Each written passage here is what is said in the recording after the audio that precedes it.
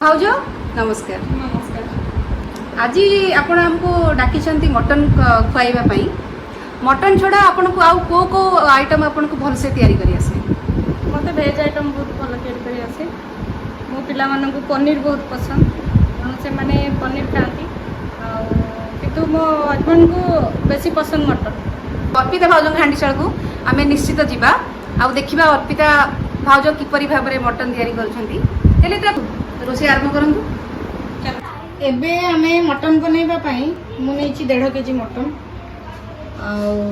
आ ये होछि मटन हमर मसला पियाज दही गोटे कप अदा रसुण पेस्ट 2टा टमाटो लंका गुंड हलदी गुंड मीट मसला लुण ये होछि गरम मसला गोटा गरम मसला सुखिला लंका कस्तूरी मेथी आउ आलू यहाँ को हमें भाजिकी रखी देछि।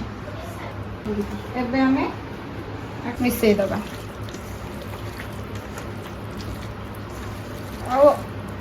अध घंटे को छाड़ी दबा। अच्छा ये अध घंटा भितर हमें पियाज को भाजिबा आरंभ करबा। सजनिलो फुल तळे कळा छेली पले धळा छेली पले एटा आपण जगु सजनिलो फुल तळे कळा छेली पले धळा छेली पले सजनिलो फुल तळे कळा छेली पले याऊ आपण ट्राई कले बहुत खुशी लागिला। अबे हमें तेल दबा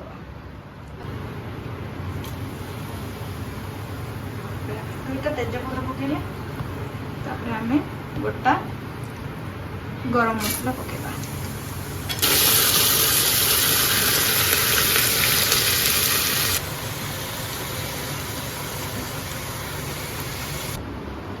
एबे आलू पकेबा।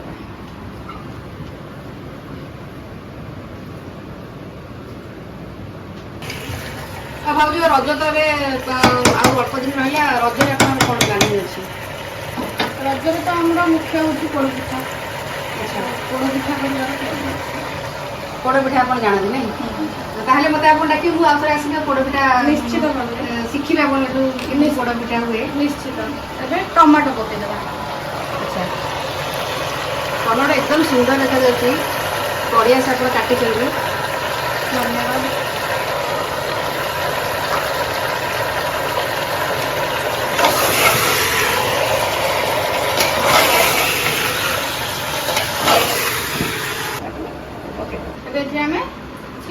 गरम पानी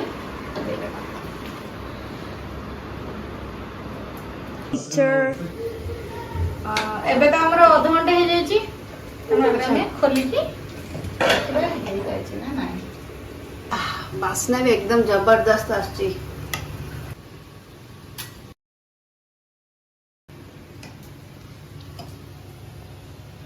एबे नियंतु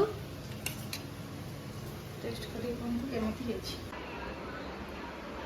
एबे ताले हम टेस्ट करी देखिबा मटन केमती हेची।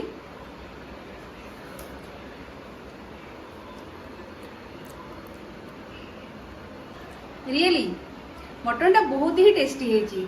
ताहले फ्रेंड्स आपण भी ए स्टाइल ले मटन तैयारी करी खांतु। हाँ मो चैनल को निश्चित सब्सक्राइब करंतु वीडियो को लाइक करंतु आउ शेयर करंतु ताहले रहिली देखाबो पुणी एक वीडियो रे से पर्यंत नमस्कार टाटा।